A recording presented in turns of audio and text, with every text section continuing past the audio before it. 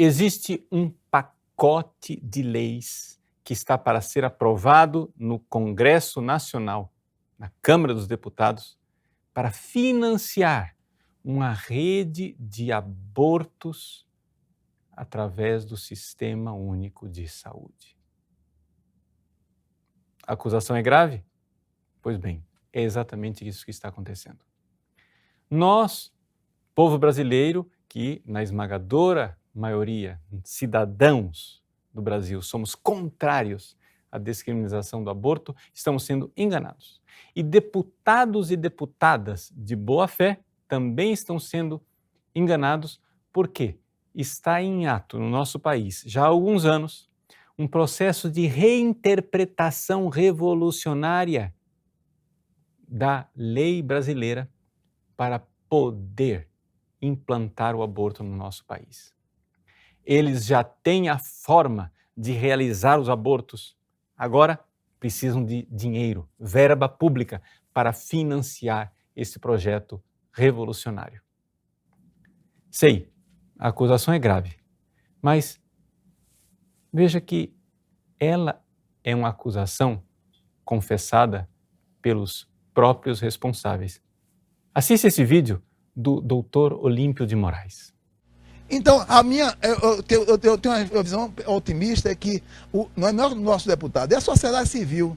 A gente vai cada vez interpretar mais o que é risco de morte. A gravidez indesejada, para mim, é risco de morte. Certo? Então, cada vez mais a gente vai avançar, é a gente, não vai ser eles lá. Vai ser a gente mesmo, os médicos, as enfermeiras, a comunidade civil, não aceitando o que esse Congresso faz com as mulheres. A gente vai criar maneiras de interpretação e avançar. Próximo, como aconteceu no Uruguai. Vocês viram o vídeo? O doutor Olímpio de Moraes está gravando esse vídeo em 2015, onde ele diz claramente, nesses segundos que você assistiu, que eles não querem aceitar as leis que este Congresso, né, está impondo e que vão, pela base, fazer um processo revolucionário de reinterpretação para implantar, na prática, o aborto no Brasil. Tudo isso foi a forma como o aborto foi implantado no Uruguai. O Uruguai também era um país onde a população era maciçamente contrária à prática do aborto, mas por um processo revolucionário e cultural foram ensinando os uruguaios a abortar, de tal forma que a lei se tornou obsoleta com o tempo. Vamos entender como é que isso está sendo implantado aqui no nosso país. Em primeiríssimo lugar, você tem que saber que existe uma lei. A Lei 12.845 de 2013, que foi promulgada pela presidente Dilma, que é a chamada Lei Cavalo de Troia. Por que ela é Lei Cavalo de Troia? Porque ela passou como um presente para as mulheres no Dia Internacional da Mulher.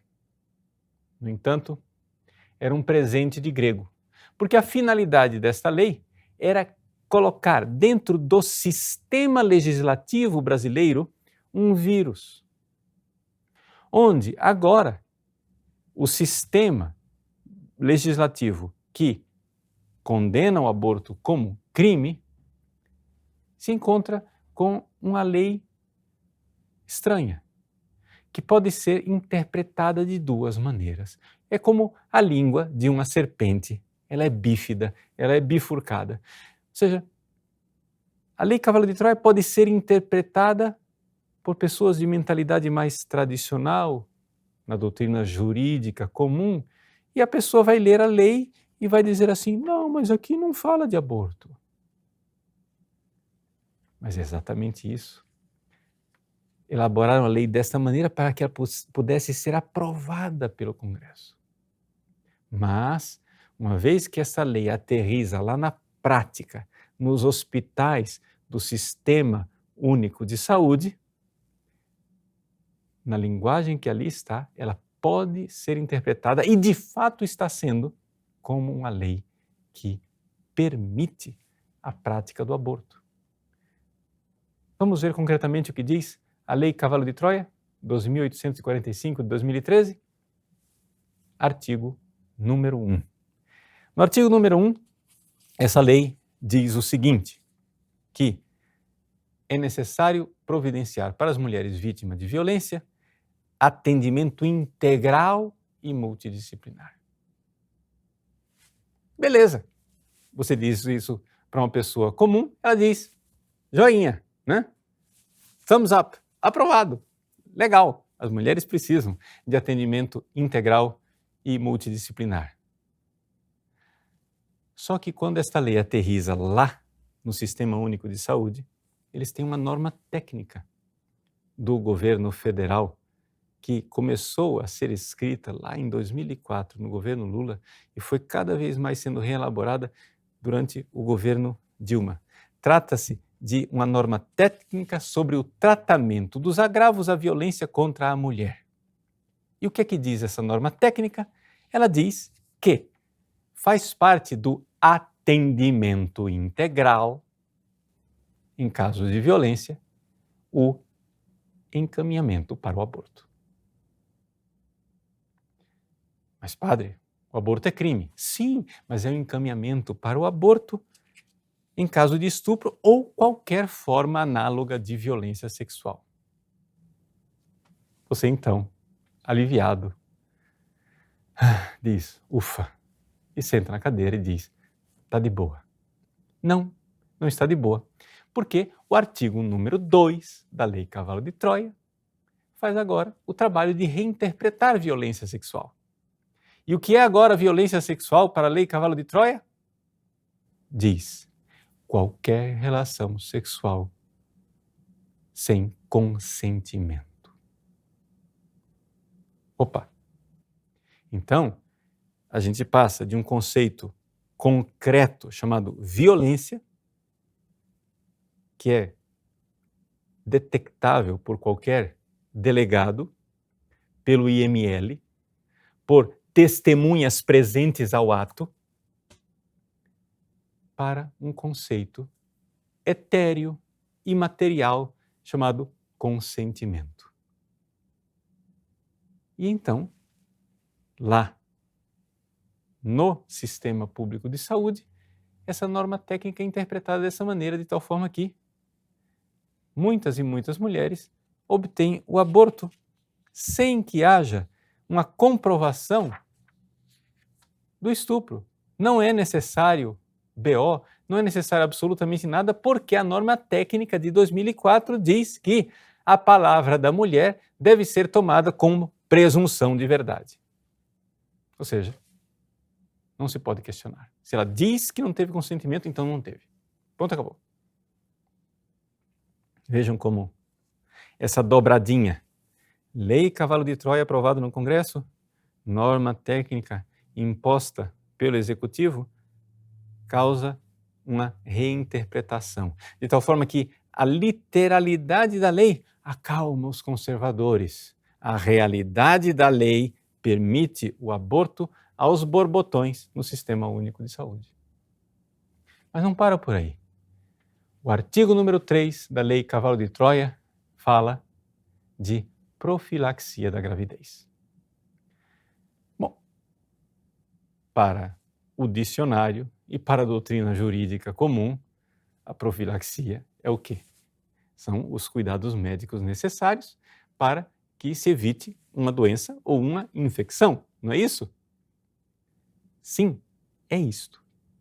Mas, para o Sistema Único, na prática, profilaxia da gravidez é interpretada de outra maneira. Ou seja, a própria gravidez é a realidade a ser evitada. Portanto, estamos falando de prática de aborto.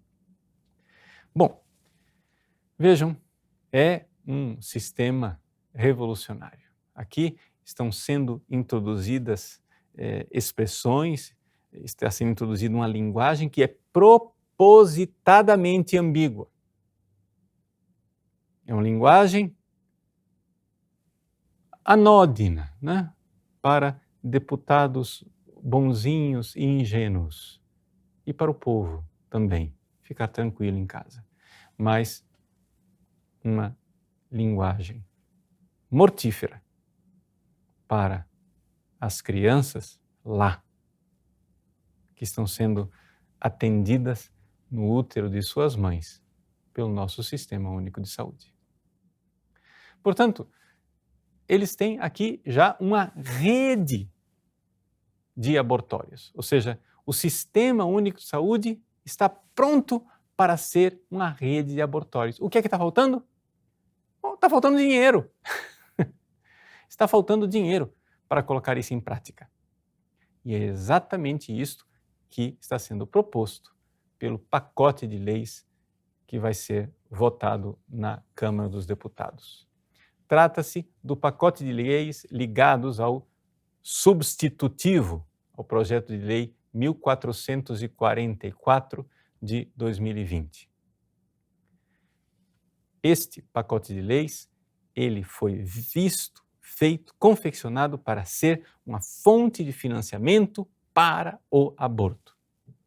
Novamente, o pessoal diz, isso é histeria de vocês estão inventando confusão, isso não existe nada disso. E é exatamente porque não há acordo que a presidência da Câmara, ela promoveu uma reunião na quinta-feira, dia 2 de julho de 2020, entre deputados pró-vida e deputados favoráveis à aprovação, né, deste projeto de lei 1444 de 2020 e os seus apensos e o seu substitutivo. Pois bem, reunidos os deputados para entrarem num acordo, né, tinha os pró, tinha os contra, tinha os neutros ali para mediar a situação, os deputados pró-vida, então, propuseram. Diz, olha, é simples. Vocês pegam esse pacote de leis e a gente introduz a seguinte cláusula.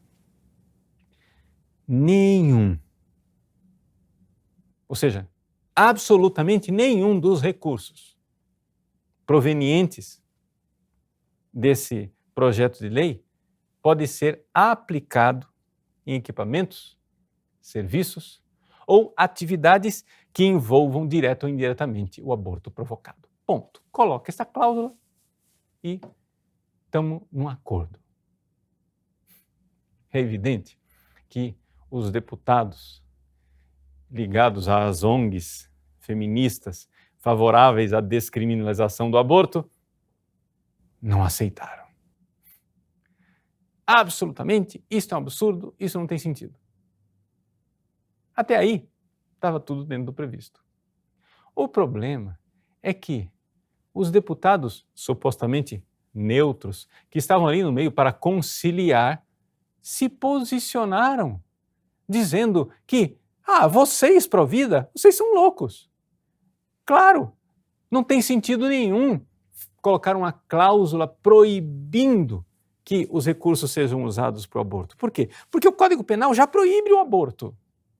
Se o Código Penal já proíbe o aborto, que sentido? Então a gente precisa pôr também uma cláusula para dizer que esses recursos não devem ser usados para o tráfico de drogas, para o terrorismo, para o estelionato, para o assassinato, etc. e tal. Mas não precisa colocar essas cláusulas, por quê?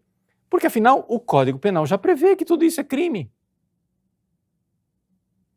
Senhor deputado, senhora deputada, isto teria perfeito sentido se nós estivéssemos num mundo jurídico onde não houvesse a lei Cavalo de Troia. Mas a lei Cavalo de Troia, como eu acabei de demonstrar, ela colocou um vírus dentro do sistema legal, de tal forma que as nossas leis podem ser interpretadas revolucionariamente de forma má ou interpretadas de forma benigna, de forma que protege o nascituro. Então, como é que nós vamos fazer uma lei que proteja de fato? Enquanto a lei Cavalo de Troia não for revogada, e precisaria ser revogada, enquanto a norma técnica do Ministério da Saúde não for derrubada, e precisa ser derrubada, o que nós podemos fazer é o seguinte: fincar pé e dizer, põe a cláusula. Não é para o aborto? Vocês estão dizendo que não é para o aborto, então põe a cláusula. Vamos ver. O problema é que é para o aborto. E é confessadamente para o aborto. Gostaria que agora vocês assistissem a este vídeo do Dr. Olímpio de Moraes na sua integridade. Você viu somente alguns segundos desse vídeo no início da nossa mensagem. Quem é o Dr. Olímpio de Moraes? Trata-se de uma conferência que ele deu lá em 2015 e, naquela época, o Dr. Olímpio de Moraes era vice-presidente da FEBRASGO, a Federação Brasileira de Ginecologia e Obstetrícia. Ele era também professor da Faculdade de Medicina da Universidade de Pernambuco, conselheiro do Conselho Regional de Medicina de Pernambuco e membro, importante, do Comitê de Saúde da Mulher da Federação Internacional de Ginecologia e Obstetrícia. Portanto, um figurão, ou seja, gente importante no campo da ginecologia e obstetrícia. E neste vídeo, o Dr. Olímpio fala da técnica que eles estão usando para reinterpretar revolucionariamente a lei para implantar o aborto no Brasil.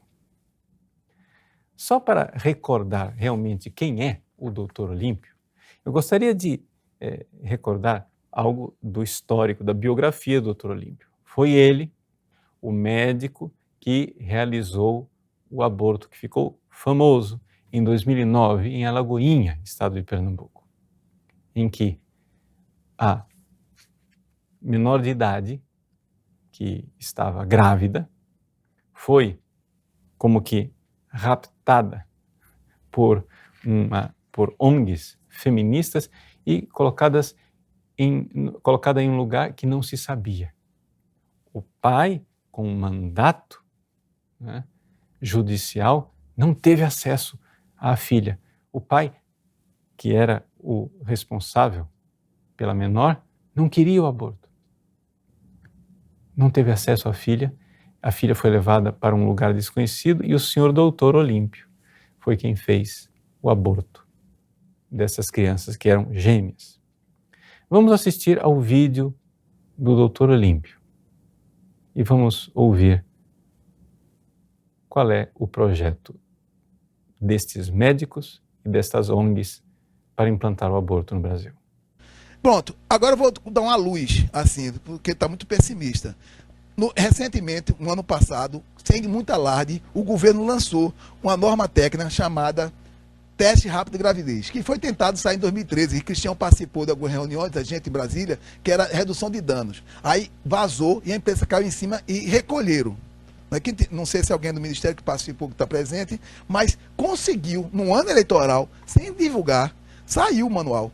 E é exatamente a redução de danos. Vou dizer o que vocês querem. Se a gente conseguir fazer isso, é uma revolução. Se a gente conseguir fazer isso, vamos passar. É o teste, olha o nome, teste rápido de gravidez. O que é teste rápido que não é médico? É uma fitinha feita de farmácia, mas bem segura, muito mais segura que aquele planoteste, porque dá positivo e tem falso positivo muito baixo, com uma semana de atraso. Então veja, pensando, uma usuária do SUS, ela atrasou a menstruação, tá com dúvida se está grávida. Ela vai no SUS, aí o 08000, alguma coisa, vai marcar. Conseguiu marcar a consulta para cá, daqui a um mês. Ela quer saber se está grávida. Aí é assim, aí daqui a um mês vai lá, aí vai pedir o exame, aí outra consulta daqui a um mês, e a gravidez não é desejada ou qualquer coisa, né? Então não deve ser assim, porque ela começa com vários problemas, o pré-natal atrasado e se não tiver grávida.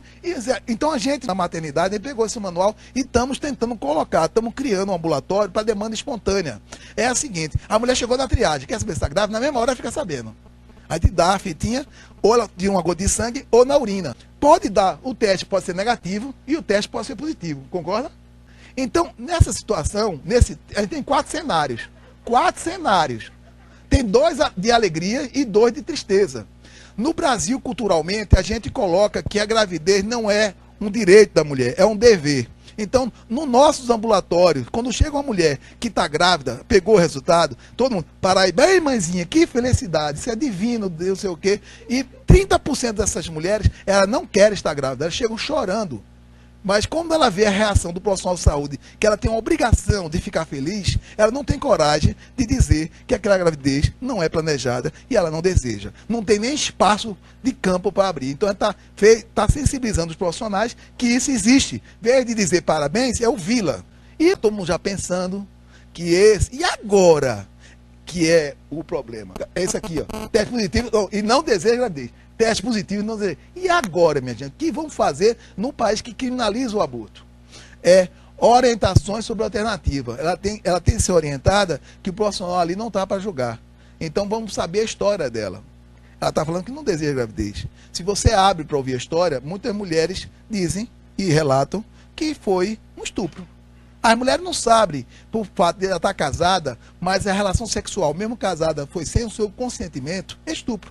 Então, está abrindo o leque sem mudar a lei, a interpretação. Então, você tem que procurar saber se encaixa no abortamento previsto em lei, que muitas vezes acontece. Se não encaixa, não é. Não. Foi uma relação consentida, não foi violência. Você tem que dar informação. Nós, profissionais de saúde, pessoas, nós não podemos negar a informação. Nós temos que dizer tudo. O aborto é legal, que por ser legal tem risco, mas vamos minorar seu risco. Dizer como é que faz. Orientar ela. É legal? É. A gente tem de orientar ela para não morrer. É nosso papel. É um direito humano, informação. Ou seja, que coisa errada. Isso não é apologia ao crime? Não é apologia. Não é apologia. Porque se chega uma pessoa viciada em droga, não é? Eu vou dizer a ele como faz para diminuir o risco de doença sexualmente transmissível através da injeção, de usar diminuição de danos. Então, é como foi dito, é o sigilo médico. A nossa função aqui é a beneficência. Nós não somos policiais. Nós temos que promover saúde. E informação promove e diminui risco. Então, é dever nosso. Posso passar para frente? Pronto. Isso aqui, eu estou dizendo, isso aí não foi a gente que criou. Quer dizer, foi a gente mais ou menos, que tem um dedo do professor Faundes. Mas isso foi testado na década de 90 no Uruguai. Antes do Uruguai mudar a lei, houve uma revolução. E os médicos e a sociedade se uniu e mudou o jeito de olhar isso e dar orientação. E foi aí que mudou a lei. Mas antes, eles conseguiram acabar com a morte por abortamento sem mudar a lei, apenas passando o Conselho Federal deles e os médicos e a sociedade civil, dizendo que é antiético não dar informações para as mulheres, não orientar elas. Vamos lá.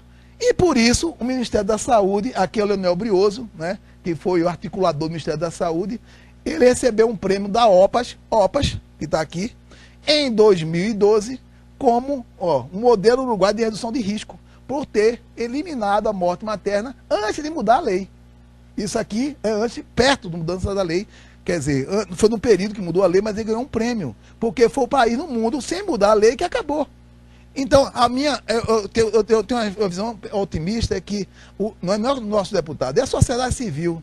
A gente vai cada vez interpretar mais o que é risco de morte. A gravidez indesejada, para mim, é risco de morte. Certo? Então, cada vez mais a gente vai avançar, é a gente, não vai ser eles lá. Vai ser a gente mesmo, os médicos, as enfermeiras, a comunidade civil, não aceitando o que esse Congresso faz com as mulheres. A gente vai criar maneiras de interpretação e avançar. Próximo, como aconteceu no Uruguai. Como você assistiu no vídeo do Dr. Olímpio, ele diz claramente, o aborto é crime previsto no Código Penal, sim, mas nós podemos reinterpretar a lei. Reinterpretar a lei alargando o conceito de estupro e violência sexual, somente dizendo que, não foi consentido. Isso daí foi gravado em 2015, já existia a Lei Cavalo de Troia. Mas o doutor Olímpio vai além.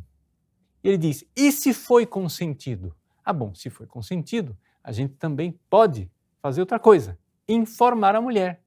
Olha aí, há uma rede de informação para informar a mulher. É o Disque Aborto, que está aí no pacote de leis para ser aprovado. Vamos informar a mulher. A gente ensina a mulher que ela tem como driblar a lei e realizar o aborto mesmo assim. E ninguém pode nos acusar de nada, porque as pessoas têm direito à informação. Sim. E essas informações vão ser agora financiadas pela verba pública.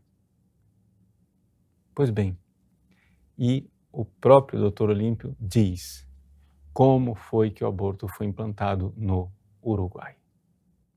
Uma técnica chamada de política de redução de danos, que não foi inventada por ele, mas foi aplicada no Uruguai pelo Dr.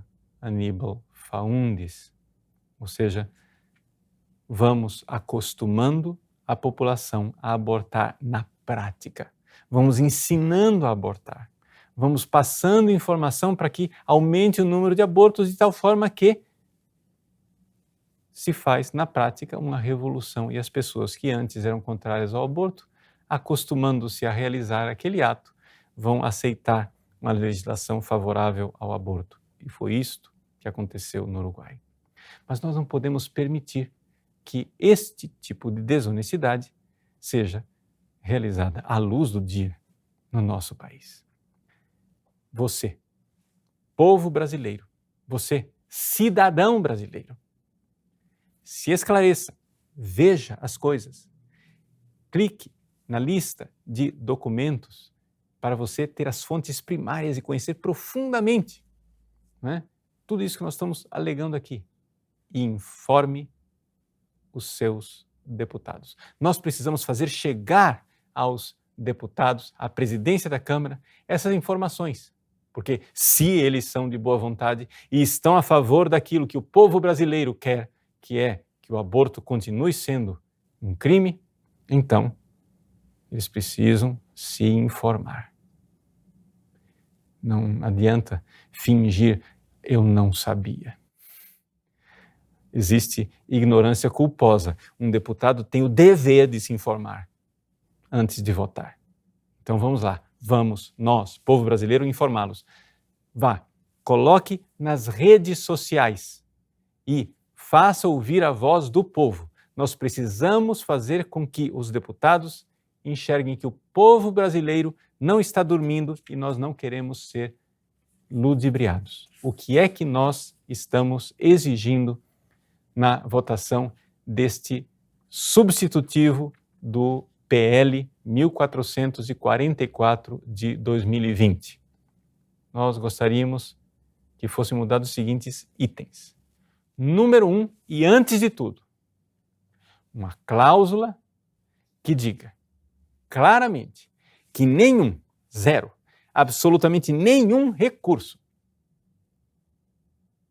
destes fundos para a proteção da mulher em situação de violência sejam usados para compra, aquisição de equipamentos para a manutenção de serviços ou atividades que envolvam direta ou indiretamente o aborto provocado. Não vamos permitir um abortoduto, ou seja, um condutor de dinheiro para financiar o aborto. O dinheiro é nosso dinheiro. E nós temos o poder de, pelos nossos representantes, fazer com que isso não seja aprovado. Segundo ponto, que seja retirado destes projetos de lei, desse substitutivo, seja retirada a expressão direitos sexuais reprodutivos, porque isso claramente, nomeadamente, é um eufemismo para aborto. Além disso, que não haja este chamado disque aborto, é o apelido que a gente está dando, para o dispositivo previsto na lei, onde a mulher vai poder telefonar para receber informações a respeito da sua saúde sexual e reprodutiva. E nós vimos no vídeo do Dr. Olímpio que informações são essas. E além disso, também que seja retirada